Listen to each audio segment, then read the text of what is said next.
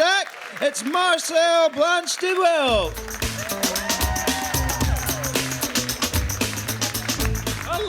Hello everyone, it's lovely to be here. My name is Marcel.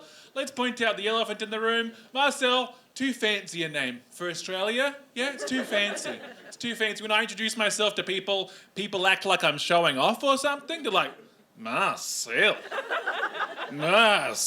ooh la la. You think you're better than me? Yes, no, that's how you get punched. My surname is too fancy. My surname is Blanch De Wilt. Blanch De Wilt. It's hyphenated to let you know how fancy I am and how divorced my parents are. So, pretty good. I took a flight recently. Do you guys remember the film Fifth Element? Anyone remember that film? Yes? Yeah, oh, yeah, big fans over here, yeah. It's like that guy was just waiting for someone to bring up Fifth Element tonight. Finally! About time someone mentioned the 1995 classic. Yeah, something like that. It came out in a year. They have a part in this movie where they go to a different planet and they get on this tourist flight, but they get put to sleep on the flight. And I was like, what a dream. To just be knocked out for a whole flight. That's what I want. I don't like every part of airline travel. I don't like going for the armrest, what seat you're going to be in, the person chewing next to you. Knock me out for the whole thing. Please. And in fact, knock me out for the Uber ride to the airport as well. Actually, let's not even stop there. Knock me out when I click book now on the ticket. I don't want to experience any of it. Yeah. Knock me out until I get back to where I started. That's what I really want. I don't want to experience any of it. Knock me out before this gig starts. I don't really want to be here. I think it peaked when that guy cheered at Fifth Element. But I had this flight on Qantas. Yes, thank you. There was a discount going on.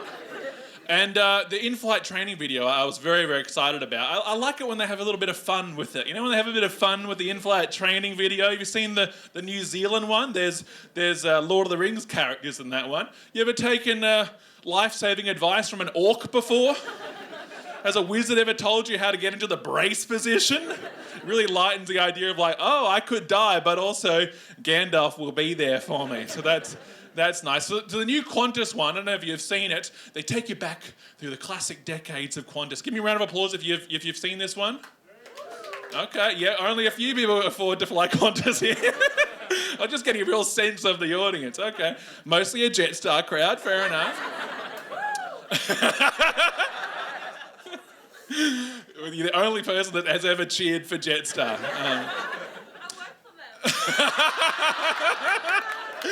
If you didn't catch that, she said I work for them, which is probably also a very rare thing for someone to cheer on the job that they have. This looks like fun and I would never cheer for it. No, I love this and I love being here. So, anyway, I'm on the plane.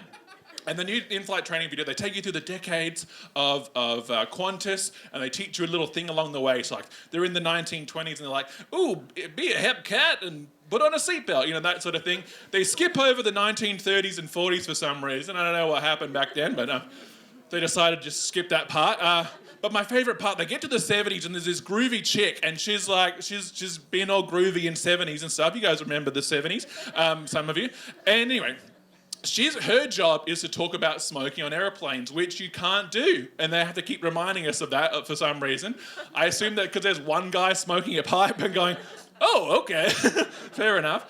So she is talking about smoking. She says, now remember, it's an offence to smoke on airplanes, and that includes e-cigarettes. But then she said something that blew my mind. She says, whatever those are. So this means that somewhere along the way, I like to picture it like this, okay? They're directing the commercial's happening, they get to that part of the thing, and she says, that includes e-cigarettes, and that's where it was going to end. But then the director watching it goes, well, she's in the 70s. She wouldn't know what e-cigarettes are. If people are going to take safety seriously, we need to justify this moment. Can we get the rider in here? And the rider's wandering in going, I don't even know why I'm here on the day, but what do you need from me? And he's like, well, why does she know what e-cigarettes are? She's in the 70s. And he's, oh, well, I think it was just a fun premise. And he's like, listen here, all right? Do you know who I am? I directed the Lord of the Rings in-flight safety video. I'm Peter Jackson. I'm Peter Jackson's son, okay, is who I am. It's like, well, I guess she could say, whatever those are. And he's like, that's brilliant, okay? And she said the line, whatever those are, and it was perfect. Or, scenario number 2, because I know you were already there, Qantas travelled back through time to film the video. So she went to a real person from the 70s, just handed her a script, and as she's reading the script, she says, e-cigarettes, and then herself in the moment ad-libbed, whatever those are. And because they're now messing with the time continuum, her nose starts bleeding. It's the butterfly effect. You shouldn't even exist. You were only born because of a Qantas in-flight training video. So I got quite distracted and didn't know how to buckle my seatbelt. It's a confusing time. Here's the thing. I was locked out of my bank account recently, locked out of the old BC. BA. I know how things work. I locked out of my bank account and they ask you those security questions. You know those security questions? You know, the default security questions, like what street did you grow up on? What was the name of your first pet? What was the name of your first pet? Oscar. Dog? Nailed it. That's my one party trick. It's the lamest party trick of all time. Here's the default security question I hate the most, okay? It's the what is your mother's maiden name? As if the mother's maiden name is some sort of ancient secret lost to time.